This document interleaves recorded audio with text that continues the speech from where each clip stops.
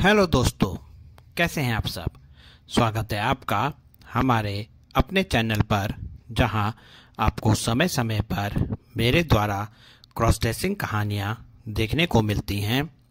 दोस्तों, हमारे अपने चैनल को सब्सक्राइब करके हमें अपना सहयोग ज़रूर दें।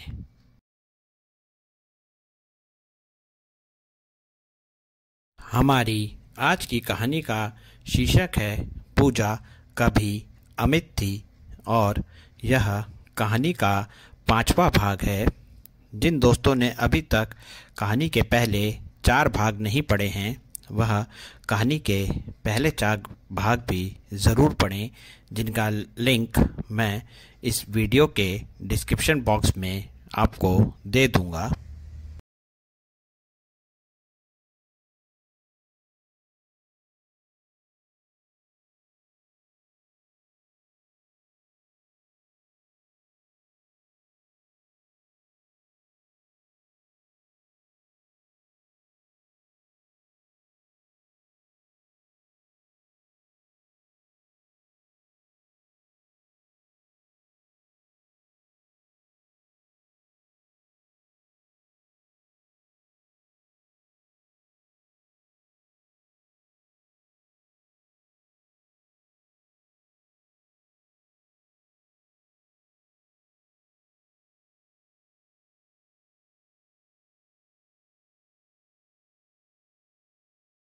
मैंने निशा से डरते डरते हुए अपनी बात शुरू की। निशा एक एक करके मेरे मन में उठे सवालों का मुझे जवाब देने लगी।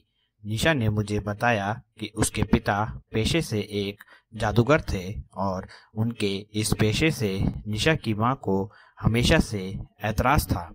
निशा ने बताया कि उसकी मां को हमेशा ऐसा लगता था कि निशा के पिताजी अपनी कलाकारी के नाम पर हमेशा घमंड से भरे रहते थे, और हर काम को करने का श्रेय अपनी कलाकारी विद्या को देते थे। इसलिए निशा के माता पिता के बीच छोटी छोटी बातों को लेकर भी हमेशा विवाद होता रहता था। निशा ने आगे बताया कि उनके बीच विवाद का एक कारण और भी था, जो निशा के इस दुनिया में जन्म लेने के बाद से हुआ था। वह कारण था उसका एक लड़की के रूप में पैदा हो जाना। निशा ने बताया कि उसके पिताजी के मन में हमेशा से अपने घर में पुत्र होने की गहरी लालसा थी। उसके पिताजी की अभिलाषा थी कि उनका पुत्र उनके बाद उनकी कलाकारी को दुनिया में उनसे भी आगे बढ़ाएगा।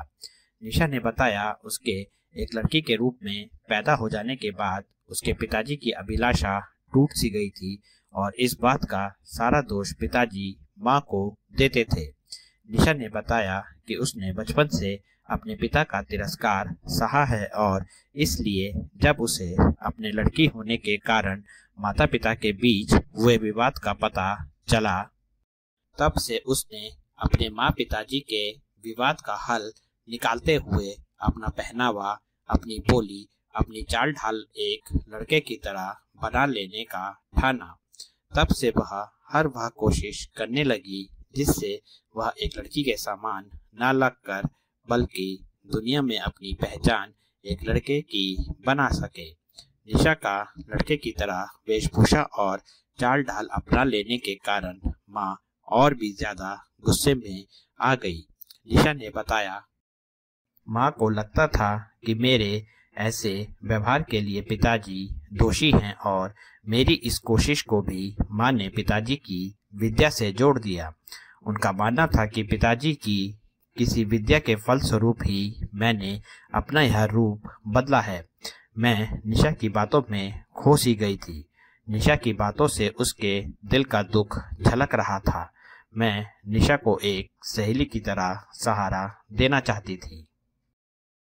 आगे निशा ने बताया कि दुनिया जानती है कि उसके पिताजी पेशे से एक जादूगर थे, और निशा की मां को उनकी कलाकारी कभी पसंद नहीं आई, तो इसलिए उन्होंने उसके पिताजी और मां के बीच के विवाद को एक नया रंग देते हुए पिताजी के बारे में गलत गलत बातें फैलानी शुरू कर दी कि वह समाज में अपनी विद्या द्वारा गलत अंधविश्वास फैला रहे हैं। जो निशा के बारे में बात मैंने अपनी सहेलियों से सुनी थी, वही बात निशा ने मुझे बता दी थी। इसलिए मैंने निशा से कहा कि क्या उसने सच में अपने पिताजी से उनकी विद्या सीखी है और क्या वह भी अपने पिता की विद्या द्वारा समाज में अंधविश्वास फैलाती है। निशा ने मेरे सवाल पर मुझे घूर कर देखा। एक बार के लिए तो मैं निशा की आंखें देखकर डर गई थी, पर तभी मैंने खुद में हिम्मत लाते हुए कहा कि मैंने ऐसी बातें सुनी हैं, इसलिए तुमसे पूछ लिया। निशा मुझे देखकर मुस्कुराने लगी। निशा की लबों पर आज कुटिल मुस्कान नहीं थी। निशा बोली, ऐसा कुछ नहीं है। निशा ने यह बात अपने मुंह से कह तो दी थी, पर मेरे मन में अभी भी यही उलझन थी कि क्या निशा सच बोल रही थी।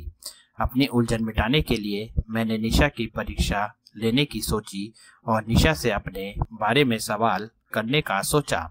मेरा मानना था कि यदि सच में निशा अपनी विद्या द्वारा सबके मन की बात जान लेती है तो वह मेरा क्रॉस ड्रेसिंग राज मुझे बता देगी। मैंने निशा से कहा कि मैं अपने बारे में तुमसे कुछ पूछना चाहता हूँ, तो निशा ने मुझे हाँ में अपनी स्वीकृति दी। मैंने निशा से पूछा कि तुम मुझे देखकर एक अलग ही तरह की मुस्कान क्यों देती हो। तब निशा मुझसे बोली कि तुम्हारी चाल डाल, तुम्हारी आदत और तुम्हारे पहनावे के ढंग को देखकर मैं इतना कह सकती हूँ कि तुम और लड़कों के मुकाबले अलग हो। इसके बाद निशा ने मुस्कुराते हुए कहा कि यह सब मैं किसी विद्या के जरिए नहीं बता रही हूँ, बल्कि जिस तरह से मैंने अपने जीवन को एक लड़की होते हुए भी एक लड़के की तरह अपनाया है, वैसे ही मुझे लगता है तुमने अपने जीवन को एक लड़के होते हुए एक लड़की की तरह अपनाया है। अब निशा ने मुझसे सवाल किया कि मैंने तो तुम्हें अपने बारे में बता दिया कि किन परिस्थितियों में मैंने अपना पहनावा, अपनी चाल ढाल लड़कों की तरह अपनाया है, पर अब तुम बताओ, तुमने अपना ऐसा रूप किस परिस्थिति के कारण बनाया है। क्या तुम्हारे माता पिता को भी मेरे माता पिता की तरह बेटे की जगह बेटी चाहिए थी। निशा के सवाल से मैं एक नई उलझन में आ गई थी। आखिर निशा ने मुझसे सवाल भी सही ही किया था। मैं और निशा जिंदगी की एक समान कश्ती पर सवार थे। निशा एक लड़की होकर भी लड़कों का जीवन जी रही थी और मैं एक लड़का होते हुए भी लड़की का जीवन जीने का सपना देखा करती थी और अकेले में अपनी क्रॉस ड्रेसिंग के जरिए उस सपने को कुछ हद तक पूरा कर भी लेती थी। अब मेरे मन में इतना तो पक्का हो गया था कि निशा अपनी विद्या के जरिए किसी के भी मन की बात नहीं जान सकती। अगर ऐसा होता तो निशा मुझसे सवाल नहीं, सीधा मेरी क्रॉस ड्रेसिंग चाहत के बारे में बता देती और यह भी कि मेरे बैग में मेरी श्रृंगार की वस्तुएं और मेरा सलवार कमीज है। मैं सोच रही थी कि निशा को बता दूं, यह सब मेरे माता पिता के कारण नहीं, बल्कि मेरी ही जिंदगी की सबसे बड़ी चाहत है। मेरी इस उलझन के समाधान के लिए मैं आप सबकी मदद चाहती हूँ। आपके हिसाब से मुझे क्या निशा को अपनी क्रॉस ड्रेसिंग राज के बारे में सब कुछ बता देना चाहिए? जवाब जरूर दीजिएगा। कहानी को यहाँ तक देखने के लिए आपका धन्यवाद। कहानी के अगले भाग का थोड़ा सा इंतज़ार कीजिए। मिलते हैं जल्दी कहानी के अगले भाग के साथ। आपका अपना नयन भास्कर।